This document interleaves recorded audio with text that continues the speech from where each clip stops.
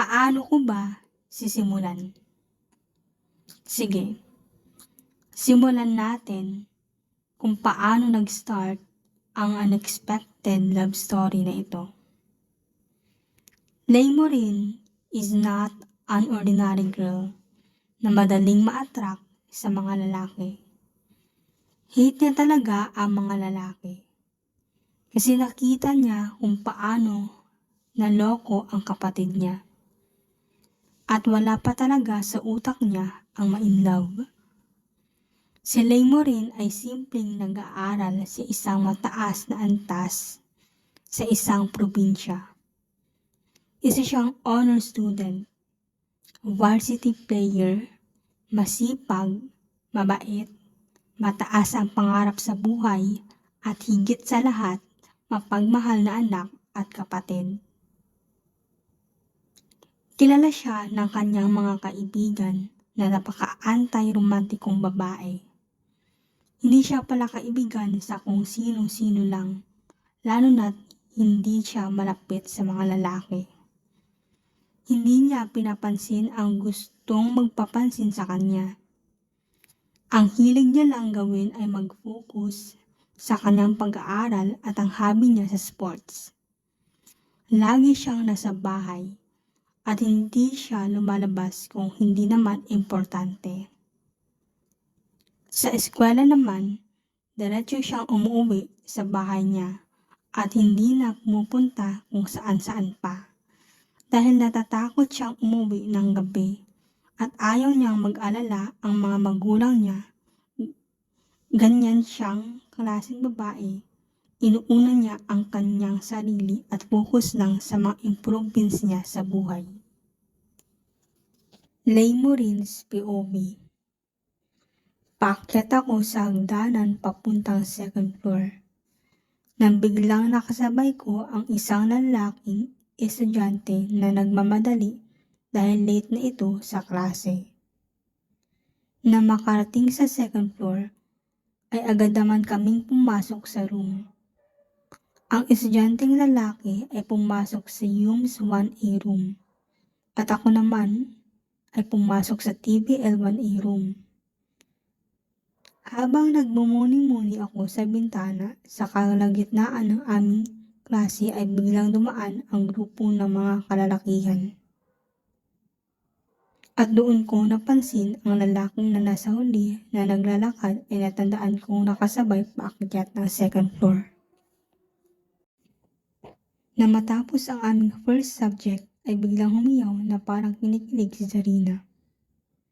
Guys, alam niyo ba kanina, nakasabay ko yung crush ko pagpasok. Tapos sinagot ko naman na pabalang. Ano naman, puro ka na lang crush. Pag-aaral ang unahin mo. Sabi ko sa kanya. Sumabat naman si Trisha.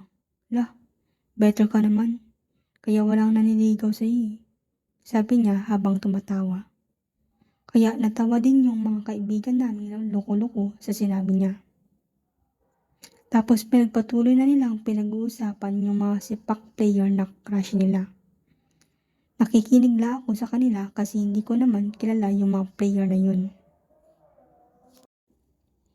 Naisipan ng isa kong kaibigan na sumilip sa room ng crush niyang sepak takraw player. At sa ayaw ko namang maging kontrabida, sumama ako sa kanila. Na makapunta na kami sa room ng kanyang crush para sumilip doon at ipinakita niya kung sino ang tinutukoy niyang crush. Napansin ko, yung katabi ng lalaking sinasabi ni Zarina ay parang pamilyar. Siya yung nakasabayan ko paakyat ng hagdanan. Nang aking tinanong si Zarina na kung sino ang pangalan ng katabi ng kanyang crush ay agad naman itong nagsabi na, si Ben Axel Carillo yan. Kaibigan niya yan at lagi silang magkasama. Nahinto ang aming usapan nang biglang nakita namin si Ma'am Salvacion papuntang room kaya nagsibalikan kami sa room. Matapos ang buong araw sa school, bago umuwi sina Laymorin at mga kaibigan niya ay naisipan nilang dumaan sa school gym na kung saan ang venue ng kanilang senior ball prom na ang team ay mafia at bukas ito gaganapin. Habang sila'y tumitingin at manghang-mangha sa mga disenyo, ay biglang nagsalita ang kaibigan nila na si Trisha.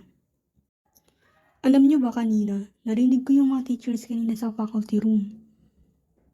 May sayaw daw na magaganap at ipaparis na tayo sa ibang section. Nagsalita naman si Zarina. Hala, sana naman makapir ko si Crush. Pakilig nitong sinabi. Si Laymory naman ay walang pake kung sino man ang makaparis ito sa sayaw. Dahil wala namang mali siya sa kanya at ang tanging nasa isip lang niya ay sayaw lang naman iyon at gusto niya lang ma-enjoy ang prom. Kinabukasan, handa na ang lahat sa senior ball prom. Maagang gumising si Laymory para ihanda ang kanyang dress na sasuotin na mamayang alas 5 ng hapon magsisimula. Binuksan niya ang kanyang cellphone upang tignan ang kanilang group chat na magkakaibigan. Guys, kinakabahan ako para sa prom natin baka hindi si Crush yung makasayaw ko. Pabirong sabi ni Zarina. Paano naman kasi dapat may listahan ng kung sino yung makakapartner natin para alam na natin. Sabi naman ni Trisha. Guys, parang ayaw kong sumayaw mamaya. Sabi ni Laymory. Hala, bakit? Napaka-anti-romantic mo naman, reply ni Trisha. Grabe ka naman, once in a lifetime lang to mangyayari malay mo maging kayo ng first dance mo sa prom, reply ni Zarina sa message ni Laymory. Binasa lang niya ang reply ng dalawa at bumalik na sa kanyang higaan para matulog ulit. Alas 5 na ng hapon. Nagsitungo na ang mga estudyante sa venue ng kanilang seniors ball. Si Laymory na nasa bahay pa ay handa na rin siyang pumunta ng school upang irampa ang kanyang napakabonggang dress.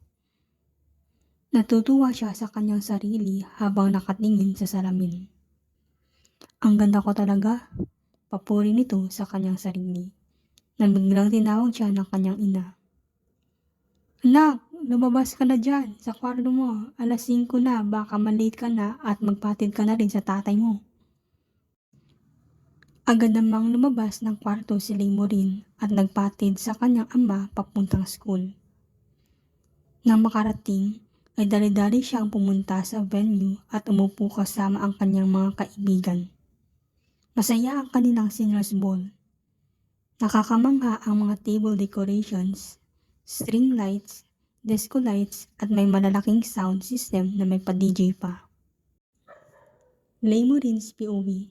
Before we serve your food, let's dance first, students. Mr. DJ will play the song. An announcement. We're letting you know now that the dance is by partner. Your advisors have already sent out pairings. So please check your respective group chats to see who your partner is. Anunsyo ng MC. Bigla ko naman tiningnan ang cellphone ko upang malaman kung sino ang makakapartner ko nang biglang may nagjayang lalaki.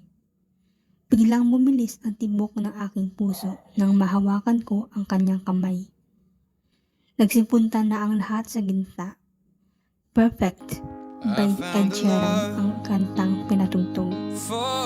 Ang aking dalawang kamay ay nakahawak sa kanyang balikat at kanya naman ay sa aking baywang. Nagtitigan ang aming mga mata at nakangiti sa isa't isa. Anak, bumangon ka na dyan. Mag-aalas 5 na. May prom ka pa ngayon. Bigla akong nagising dahil kay mama. Kasi kanina pa pala akong ginigising at bigla akong napaupo sa aking higaan sabay sabing, ay, panaginip lang pala yun. Pero sino naman yung lalaking nakasayaw ko? Ano ba yan? Nabitin tuloy. Si mama naman kasi naisturbo pa yung tulog ko. Nakakainis naman. Hindi ko tuloy nakilala yung lalaki. Sayang. Bibihis na nga lang, baka maliit pa ako. Pero sino kaya yun? Ha? Ba't ko ba niisip yun?